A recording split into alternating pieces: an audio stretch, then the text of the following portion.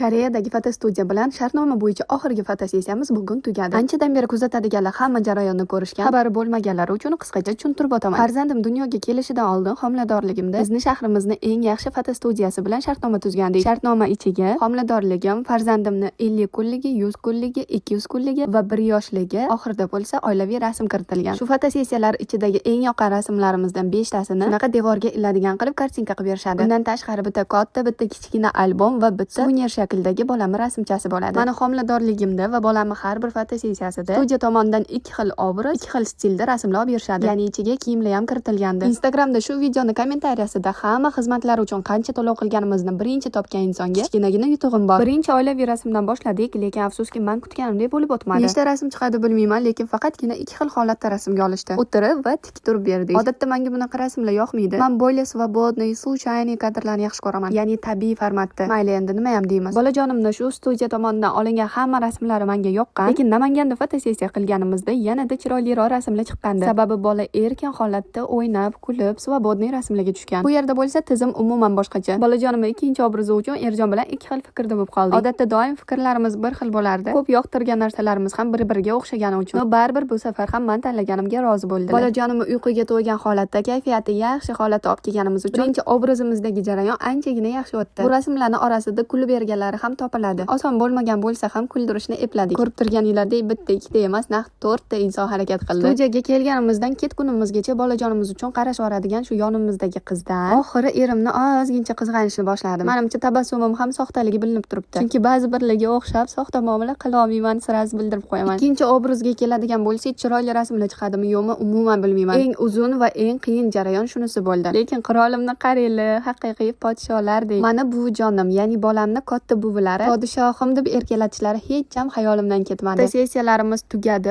Oxir bolamni o'zimni qo'limga oldim. Shu vaqtgacha olmaganim sababi bolajonim faqatgina dadasiga yopishgan. Hatto albom haqida to'liq ma'lumotlarni kelishib olish uchun kirganimizda ham bolam meni qo'limda jim o'tirmadi. Rasmlar tez orada tayyor bo'ladi. Sirrazza sizlarga ko'rsataman. Albomlarni bo'lsa hali ancha kutish kerak ekan. Sababi 1,5 yil davom etgan shartnomadagi hamma rasmlarni eng yaxshisini tanlab, boshida aytib o'tganimdek albomlar va kartinkalar chiqarib berishlari kerak. Kunimizni oxirida ovqatlanib, peshkom sayohat qilib uyimizga ketdik. Sizga videolarim yoqqan bo'lsa, keyingi videolarimni o'tkazib yubormaslik uchun like va podpiska bosib qo'yishni unutmang. Ha, aytgancha fotosessiyadagi rasmlarni ham o'tkazib yubormang.